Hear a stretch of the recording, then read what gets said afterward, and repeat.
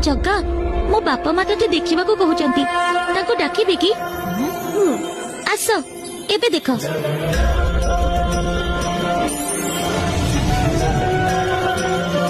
हे प्रभु कला ठाकुर तुम्हें सତରେ आसीछ आमे धन्य हे गलो प्रभु आमे सତରେ धन्य हे गलो हेले एकथा महाराज गजपति को जनैबा को पड़िबो नहेले से हमको दंडित करिवे हां हां एकथा तुरंत महाराज को जनैबा को पड़िबो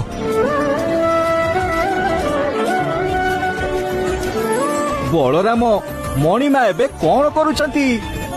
जग्गा एबे सोईची महाराज आपण निजे कुड़िया घर को आसी सोमनाथ जो घरे स्वयं जगतर नाथ जगन्नाथ विराजमान करुछंती ताहा बड़ देउल ठारू कम नुहे महाराज मते क्षमा करि दियंतु जग्गा को ज्वर होइथिला बोली